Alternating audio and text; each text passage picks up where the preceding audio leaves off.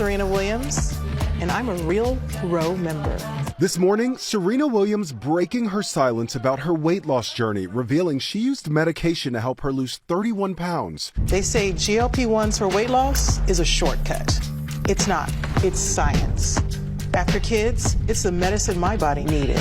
The 43-year-old tennis star, who has won 23 Grand Slams, says she struggled with weight after giving birth to her first child, Alexis, in 2017, and then again when Adira was born in 2023, telling People magazine, "I never was able to get to the weight I needed to be no matter what I did, no matter how much I trained."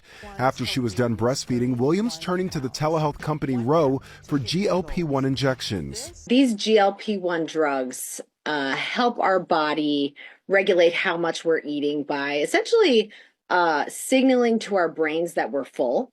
And they help to regulate blood sugar and slow digestion. Williams says now she feels better than ever, more energy, less joint pain, telling People, "GLP-1 helped me enhance everything that I was already doing, eating healthy and working out." Williams says she's never felt pressured to maintain a certain appearance, but with millions commenting on her body, it was important to teach her daughters body positivity, saying, "I feel like you should love yourself at any size and any look." It's not just the way you look in the mirror, but it's being the healthiest version of yourself and really emphasizing on health.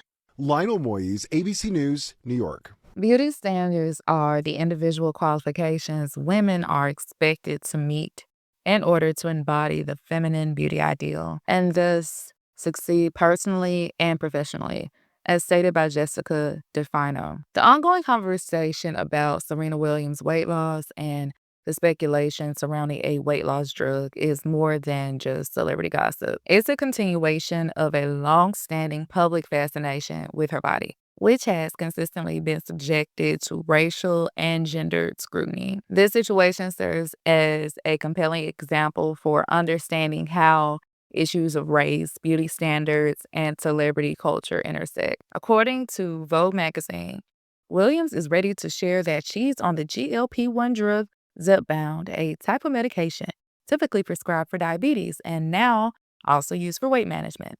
She accessed the drug through Roe and is now partnering with the telehealth company to talk about her experience. Alexis Ohanian is an investor in the company and serves on the board. For much of her career, Williams has been a powerful symbol of Black strength and beauty, with a physique that challenged the dominant slender ideals of the tennis world. Yet this same body has been a target for public criticism, as scholars have noted. Comments from figures like radio personality Sid Rosenberg, who referred to the Williams sisters as boys in 2002, carry a historical weight echoing 19th century scientific racism that dehumanized Black women by fixating on their physical form. These criticisms weren't limited to her muscularity. They also touched on her hair, makeup, and skin tone, suggesting a persistent public discomfort with her unapologetic Blackness. The current debate over her weight loss and its potential connection to a drug adds new layers to this history. Like, fat phobia is not a chronic issue in our society, then why does one of the greatest athletes of all time, of our generation, feel that she needs pharmaceutical intervention by way of a GLP-1 in order to lose weight and become skinny? Now, if you're struggling with your weight like I was, you need to watch this. After I had my kids, I hit a wall I never encountered before. I knew my body was missing something it needed. For me, the answer was GLP-1. Like, fat phobia is not a chronic... Are we surprised? Like, really, are we surprised? Like, be so for real. Are we surprised? She has changed her social circle, her status, and for the ones that get it, they're gonna get it. I know she's the greatest tennis player ever. I know she's, like, she was already amazing. But now she's in another group of even more amazing people. And so she's going to fit into it. And I, at the lowest of keys, think it's at the influence of her husband. Not saying he doesn't like her in, this way or that way. It doesn't really matter to me. I don't know. But, him being a billionaire, he's going to be in certain social circles. And whether the pressure is from him or the other women she sees in those circles, yeah, I saw this coming. It doesn't matter to me either way. She looks good this way, she looks good that way, but I cannot say I did not see this coming. So Serena Williams is on a GLP-1, and if you haven't heard that by now, you're probably living under a rock. But I want to take a little bit different angle for all the people that have asked my opinion on this. You know, I tried to do my own little digging and find out information behind it because a lot of people have asked my opinion and what I thought about it. And there's obviously a lot of misconceptions. And first of all, I don't know her. She's not my patient. I don't know her medical history inside and out. So this is just my view from 10,000 feet. The first reaction I had is good for her. She's coming out. She's being honest about the struggles with motherhood, the difficulty losing weight. Heck, someone who's a well-tuned athlete who has a ton of muscle mass and is still struggling losing weight as she gets older. And it helps everybody realize that it's not just you're lazy and that's why you're overweight. But as I started to dig a little bit, I tried to find out more information, and then I also realized, oh wow, I didn't know that her husband sat on the board for the company and is also a shareholder. And I caught myself going down a rabbit hole thinking, oh man, this is a conflict of interest. And then I decided to stop and take my own advice.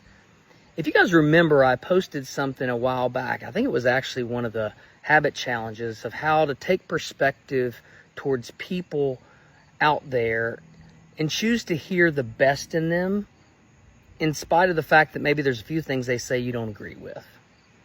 And what I took from this situation, and I almost fell trapped to it myself, is look, she has the ability to raise so much awareness for people to seek out treatment, not think that they're taking a shortcut or the easy way out, and not feeling beat down because they're struggling with their weight when someone like Serena Williams is too. And I almost let myself get distracted by a few negatives out there. And here's what I would say to you guys. Don't do that. You get to choose what you take from every situation. It's really life. You control your emotions and your reactions to anything that is done to you. And you get to choose how you consume information. And you don't have to get drowned by the noise that goes around it. She has the opportunity to change people's lives. Leave it right there. Take that and run with it. And if there's a component of it that you may not agree with, why does it matter? Because you still have the opportunity to take a positive from it. It's all perspective. Judge people on their best moments. Take really good information from situations that can make your life better and move forward. Things will be much better if we all chose to do that occasionally. GLP-1 shots and medicine is obviously becoming more and more and more readily available, right? They're regulating a lot more, but it's pretty accessible by the masses. But I'm going to speak on Serena Williams specifically, being the person, I guess, spokesperson selling it. I don't judge Serena Williams for anything she does, because I am old enough to have been alive when I remember the media being very, very mean to Serena. Like, personally, my earliest memories of Venus and Serena are with the bees with their daddy. Like what that movie that Will Smith was in was based on. I remember when people used to call her a man. I remember when people called her ugly. I remember every Serena Williams moment, and the whole time she was the GOAT. Whole time she's actively winning Wimbledon. I remember when she rightfully got frustrated and they made that political cartoon of her stomping. I remember when she started fucking with Drake, and Drake was letting it be known that he was fucking with her, and N-Words was like, you could have any woman in the world and you pick Serena Williams, fuck wrong with you. I remember when she got with her husband, when she had her baby. I remember when she got, whoever styles her now, chef kiss. Like, I remember her style seeming to upgrade while she went with the fillers and stuff. And even then I said, people were so mean to her about her looks. I see people were so mean to her about her body. I see, like, Serena Williams is someone specifically for me that they treated her so fucking bad. She's another Little Kim. Like, when you know Little Kim history, Little Kim now makes way more sense. Obviously, if her husband's on the board, that's a vested interest for her. But I think Serena Williams specifically as her own individual entity, certain choices that she's made about her body, if you look at her history, it tracks. And I can't judge her for that because she has survived like so much fucking trauma from the media. Because before Megan Thee Stallion, there was Serena the Stallion. And they used to call Serena all type of fat ass bitches. And she had the fattest ass known to man. Bro, her ass is so fat. Now, outside of Serena, what does that say for the rest of us when someone who is arguably in excellent fucking shape, even at her heaviest, she was in excellent fucking shape. She was toned, built, is taking these GLP-1s, you know, like obviously that's like, oh, unless you're stick thin, you're a fat ass bitch, you know? So for everyone else, this obviously sends a very specific messaging that thin isn't, which I think we've all known for a minute. I mean, it's very reflective in like even the fashion trends, the makeup trends, like the gaunt looking makeup is in. The only way you can really get a gaunt looking face for real is if you're not eating. You know, we're just the pendulum. We're back in the early 2000s.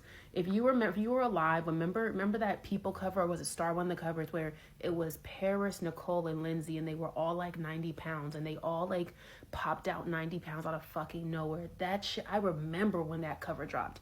That's what like all of this reminds me of. Serena Williams just announced that she lost 30 plus pounds in an 8-month period using a GLP-1. She's a mom, got 2 kids, she's over 40 as well, and she was still struggling to lose weight. Felt like she tried everything. I know this sounds familiar to a lot of you. When I listen to the interview and I read through the article around all of the things that she's tried, everything was centered around physical activity. And I'll play the clip so you can see. Because I literally tried everything. I mean, running, walking, biking, stair climber, like you name it, I did it. I mean, even down to trying to play professional sport. Now, if you've been following me for a while, you would know that everything that Serena was trying is everything that I advise against for women over 40 who are trying to lose weight. Pushing yourself more physically when your body is becoming more sensitive to stress. It becomes counterproductive. But these are the things that you try doing when you're not educated around how the process of fat loss works, and you also don't know what's changing your body from a hormonal standpoint. This is the problem that most women are facing, including Serena. Just because she is a former pro athlete does not make her an authority in the space of women's weight loss. Of all the things that she mentioned, I didn't hear anything about nutrition, calories, macros, regulating blood sugar levels, cortisol. I just heard about pushing herself more physically, and it didn't work. I'm happy that she found something that works for her, but I don't like the message that it's sending. It's making it seem like if you're a woman who had 2 kids and you're over 40 and you tried everything and it hasn't worked, but the next thing you should try is getting on a GLP-1. I have no issues with medication. If you feel like that's what you need, by all means go for it. But I am an advocate of people having choice. This is not the only way to make things work. You can definitely get results without having to do this. I take consultations with women over 40 on a daily basis. Most of y'all don't want to take these drugs because you're wary of the side effects and the health ramifications that can come from taking it that most people don't like to talk about. So I'm just being a voice of reason. If you want to do this naturally, you can. You just need to know what to do. If you don't understand how the process of fat loss works, I have a free fat loss masterclass. I break it down in 2 parts. What causes weight gain, what you need to do in order to start losing it. And it takes all those things that you're struggling with into consideration. If you want to see it, just comment masterclass down below. I'll send it over to you. And it'll put you in a position where you can at least make better informed decisions on what direction you want to move in versus being manipulated emotionally through good marketing. Because when you read a little bit deeper on that article, Serena's husband is on the board of this company and he also has shares in it. So is it genuine fitness advice or is it good marketing? Star athlete Serena Williams promoting a weight loss drug was certainly not on my 2025 bingo card, and frankly, I find it to be deeply unsettling. Before I say anything else, I want to admit that I don't really understand how GLP-1s work. I'm not educated on the subject, and beyond that, when it comes to people that struggle with obesity and struggle with weight-related health issues, I feel I have no right to tell them how to exercise their bodily autonomy, how to address the health-related issues that have come with their weight. Now, of course, I'm placing an emphasis on health-related issues, right? I highly doubt that record-breaking star athlete Serena Williams legitimately qualifies for a GLP-1. I am sure that for a lot of women, the epitome of health is Serena Williams, right? I mean, she is a representation of strength, dedication, tenacity, endurance, hard work. If you emulate even just like 10% of her behavior, I'm sure you'll get healthier in some way, shape, or form. And so to see a woman that I've never seen a picture of Serena and been like, she needs to get smaller. Like, she needs to become a fraction of what she once was. To see a woman with her strength, with her athleticism, not only ingest or take a weight loss drug, but to promote it casually, yeah, it's bothersome. It's deeply bothersome. A rise in fat phobia within our culture does not just come with the normalization of internet subcultures like skinny talk. It also comes with bigotry, because at the end of the day, fat phobia isn't just a fear of being fat, it's a fear of the black body. Using a fit, muscular black woman like Serena Williams to promote a weight loss drug is very, very, very calculated. Part of the innocence that white women get to claim is directly associated with the body that we associate white women with. They're small, they're thin, they're fragile. Even though that's not the case for all white women, that is how we imagine the white woman, right? And so this thinness that white women have is deemed only attainable for them. And yet women of color, specifically black women, are taught that they need to seek that out. They need to work towards that, even if that thinness will not grant them the same privileges. I also want to be clear, I don't think that black women are tossing and turning in their sleeve thinking, I gotta look like the smallest white woman at the Cracker Barrel. But unfortunately, when you give a certain body type power, like the thin white woman, you stigmatize other body types, making it harder for everybody else. 10 years ago, we had white women going under the knife to emulate the stereotypical black body, and now we have an iconic black athlete telling us that she needs to get smaller, and you can too. It's crazy nonsense, and you should recognize it as crazy nonsense. Fatphobic, weird nonsense. Women's bodies go in and out of style, and one thing remains the same. Whether it's taxing on your wallet or your health, they're gonna find a way to control you, and you don't have to give in. This is what showed up in my feed today. I'm done with the stigma. Let's unpack GLP-1s. And I don't have any problem with that advertising. That's totally fine. This is the advertising I have a problem with. This looks like an article in Vogue, but it's not.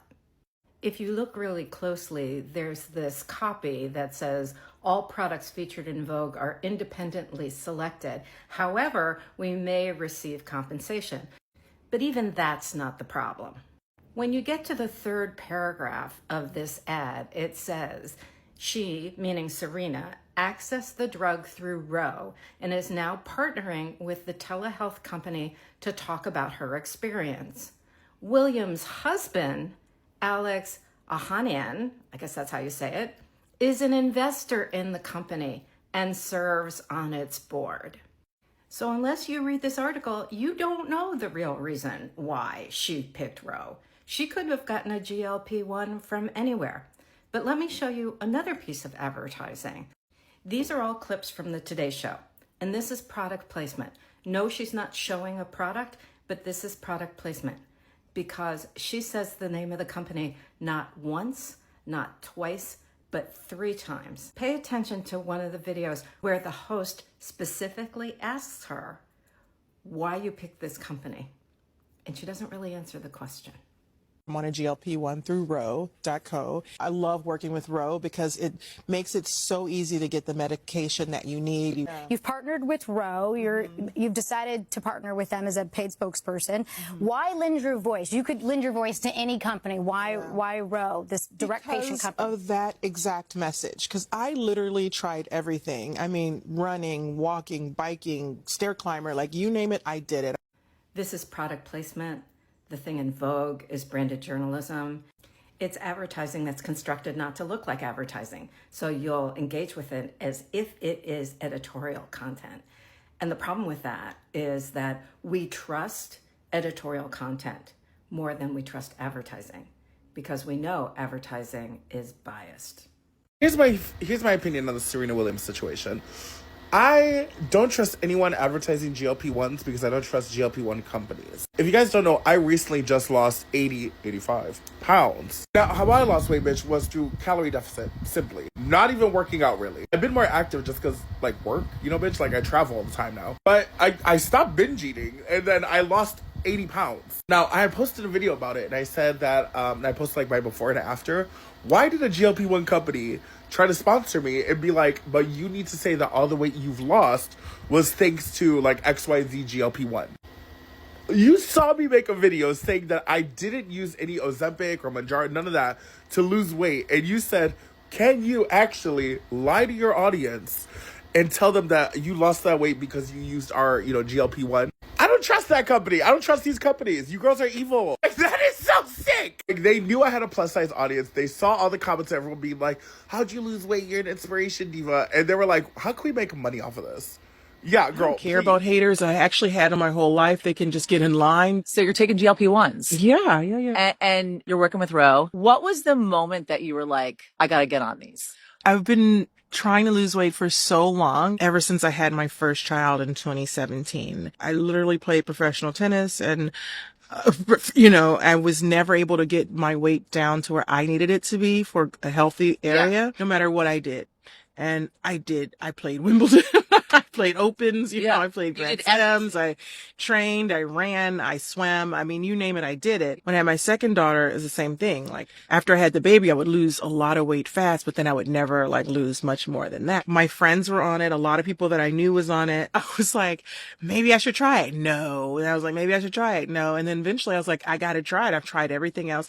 I approach it like an opponent because I'm like, I can't beat this opponent, this weight loss opponent. And so let me try something new. And for me, it was like doing the exact same things, but getting the results. You fit into the jean skirt. I finally fit into the jean skirt. There's going to be haters out there, right? There probably already are saying, Serena's now given in to the noise. What do you say to that? I don't care about haters. I actually had them my whole life. They can just get in line. It's a long line. How do you not care about that? Can you help me? You know what? They have their own opinion. Everyone's allowed to have an opinion. Right. And why should I care what they think? I don't. The public's reaction reveals a tension between Williams' identity as a trailblazer and the societal pressures she faces. Some interpret her physical change through the lens of white adjacency, speculating that her marriage to a white man and her life in predominantly white spaces have influenced a desire to conform to a different aesthetic. And this perspective, however cynical, speaks to a broader cultural anxiety about assimilation. At the same time, her perceived endorsement of a weight loss drug raises ethical questions. For a figure who symbolized defying conventional body standards, the promotion of a pharmaceutical solution appears contradictory to many of her longtime supporters. This is complicated further by her husband's reported business interests in the pharmaceutical sector. It forces us to consider whether her actions are a genuine personal choice after motherhood or a strategic business move. The lines between personal autonomy and commercial interests are often blurred in celebrity culture. I'm not a medical professional and certainly not Serena's PCP. However, me knowing the drug is meant for or was intended for those with diabetes and Serena not being under the radar as diabetic rubs me the wrong way. And it seems that this drug may not be encouraged to foster health. I think that because so many of these type of drugs have been fostered for more of an aesthetic, especially by celebrities, that it undermines true health when it comes to weight management. And I could be wrong, but often that is one of the problems with anti-fatness and body representation.